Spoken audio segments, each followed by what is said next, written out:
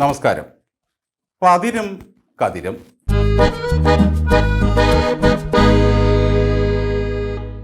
ഓരോ നാടിനും അവരർഹിക്കുന്ന ഭരണാധികാരിയെ കിട്ടും എന്നതുപോലെ ഓരോ പ്രസ്ഥാനത്തിനും അവരർഹിക്കുന്ന നേതാവിനെ കിട്ടും. അങ്ങനെ നമ്മുടെ ഡിവൈഎഫ്ഐക്ക് കിട്ടിയ ഒരു ഓമന നേതാവാണ് പേരിനൊപ്പം 2A ഉള്ള റഹീം. വടകരയിൽ ചെന്ന് വിഷം തീണ്ട ശേഷം പിന്നീട് പുറത്തോട്ടൊന്നും അധികം കണ്ടിട്ടില്ല. ജോറാണ് എന്ന ഗാനത്തിലൂടെ 2 മണ്ഡലങ്ങളുടെ തലവര മാറ്റി എഴുതിയ റഹീം ഇന്നലെ പുറത്തിറങ്ങിയതോടെ മാധ്യമങ്ങൾ വളഞ്ഞു. കണ്ണൂരെ ഡിവൈഎഫ്ഐ നേതാവ് പാർട്ടി വിട്ടതുമായി ബന്ധപ്പെട്ട വിഷയത്തിലാണ് മാധ്യമങ്ങൾ റഹീമിനോട് അഭിപ്രായം തേടിയത്. പക്ഷേ റഹീം പറയുന്നത് അതിൽ താൻ പ്രതികരിക്കേണ്ട യാതൊരു പ്രാധാന്യവും ഇല്ലെന്നാണ്. അതെല്ലാം കണ്ണൂരെ ജില്ലാ സെക്രട്ടറി നോക്കിക്കോളും. കണ്ണൂരിൽ ചെല്ലുമ്പോൾ ഡിവൈഎഫ്ഐയുടെ കാര്യവും CPMന്റെ ജില്ലാ സെക്രട്ടറി തന്നെ നോക്കുന്ന അവസ്ഥ വലിയ രസകരമാണ്.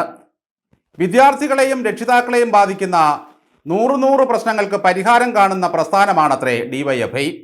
അവരുടെ പ്രവർത്തനം വളരെ കൃത്യമായി നാടിന് അറിയാമെന്നും ത്യാഗനിർഭരവും നിസ്വാർത്ഥവുമാണ് തങ്ങളുടെ പ്രവർത്തനമെന്നുമാണ് റഹീമിക്ക പറയുന്നത്. ത്യാഗനിർഭരമായ ഡിവൈഎഫ്ഐയുടെ രക്ഷാപ്രവർത്തനങ്ങൾ കേരളം കണ്ടതാണ് റഹീമെ. മുഖ്യമന്ത്രിയുടെ പിന്നാലെ പോയി ഗുണ്ടാപ്പണി എടുക്കുന്ന ഡിവൈഎഫ്ഐ ആ കുടുംബത്തിൻ്റെ കാവൽ സംഘങ്ങളും ഭൃത്യന്മാരുമാണെന്ന് ആർക്കാണ് അറിഞ്ഞുകൂടാത്തത്?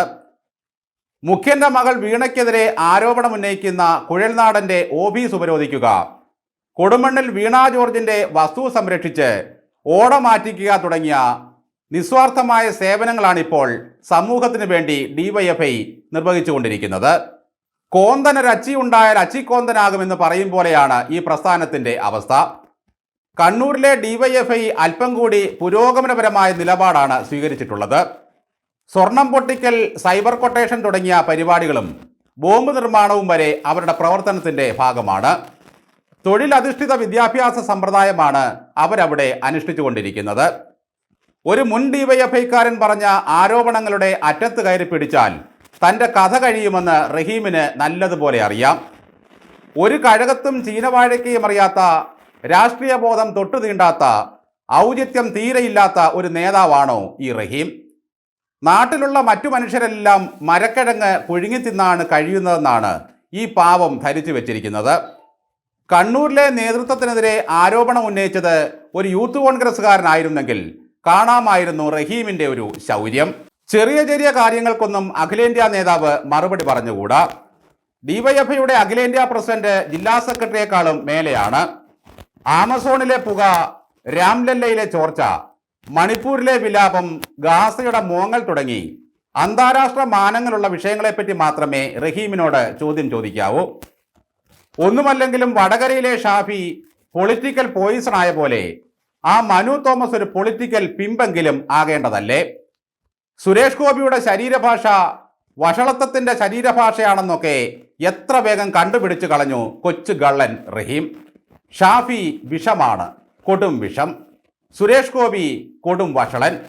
കുഴൽനാടൻ ശല്യക്കാരനായ വ്യവഹാരി. റഹീമോ തനിത്തങ്കം. റഹീം മാത്രം ജോറാണ്. ഈ നാട്ടിലെ രക്ഷിതാക്കൾക്കും വിദ്യാർത്ഥികൾക്കും വിദ്യാഭ്യാസ മേഖലയ്ക്കുമായി ഈ അഖിലേന്ത്യാ നേതാവും അയാളുടെ സംഘടനയും ചെയ്യുന്ന കാര്യങ്ങൾ ഓർക്കുമ്പോൾ സുഗതകുമാരിയുടെ കവിത ഓർമ്മ വരും. ചന്ദനം മണക്കുന്നൊരാ മാറിൽ സങ്കടങ്ങൾ ഇറക്കി വെക്കുവാൻ തോന്നും.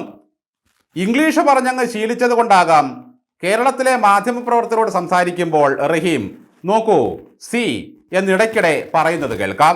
രാജ്യസഭയിലായിരുന്നെങ്കിൽ not only but also India is my country, അവർ party is a big democratic largest party എന്നൊക്കെ കേൾക്കാമായിരുന്നു. കണ്ണൂർ വിഷയത്തിൽ ജനങ്ങളെ തെറ്റിദ്ധരിപ്പിക്കരുത് എന്നാണ് റഹീമിക്ക പറയുന്നത്. ജനങ്ങളെല്ലാം വിലയിരുത്തിയതൊന്നും ഈ കൊച്ചു സഖാവ് അറിഞ്ഞ മട്ടല്ല. എല്ലാം ശ്രദ്ധിച്ചു കേൾക്കുകയും മണ്ടത്തരം മാത്രം മറുപടിയായി പറയുകയും ചെയ്യുന്ന നേതാവാണ് റഹീം. ആ അധികപ്പറ്റ് ദമ്പതികൾ KSRTC ബസ് തടഞ്ഞ സംഭവത്തിലെ റഹീമിൻ്റെ വിശദീകരണം ഒന്നു മാത്രം മതിയായിരുന്നു ഈ നേതാവിൻ്റെ ബൗദ്ധിക തലം മനസ്സിലാക്കാൻ. ഇദ്ദേഹം കോടതിയിൽ പോയി കേസ് വാദിച്ചാൽ ആ കക്ഷിയുടെ അവസ്ഥ എന്താകും? എനിക്കും കൂടി 2 ടിക്കറ്റ് തരൂ, പോട്ടെ വണ്ടി ഡിപ്പോയിലേക്ക്. പോരാളി ഷാജി റഹീമിനെ വിശേഷിപ്പിച്ചത് എരണം കെട്ടവൻ എന്നാണ്. ആ വരികൾക്ക് സംഗീതം നൽകി കൂടുതൽ ആസ്വാദ്യകരമായി അവതരിപ്പിച്ചതാകട്ടെ MV ജയരാജനാണ്. കബീഷിൻ്റെ നീണ്ട വാലും ലുട്ടാപ്പിയുടെ കുന്തവും മാത്രം സ്വപ്നം കാണുന്ന ബാലലോകത്തിലാണ് ഇപ്പോഴും ഡിവൈഎഫ്ഐയുടെ ചില നേതാക്കളും ഈ അഖിലേന്ത്യാ പ്രസിഡന്റും കഴിഞ്ഞുകൂടുന്നത്. പാർട്ടി തിരുത്തുന്നില്ല, അഡ്ജസ്റ്റ് ചെയ്തു പോകുന്നു എന്ന് സത്യം പറഞ്ഞ മനു തോമസ് എവിടെ?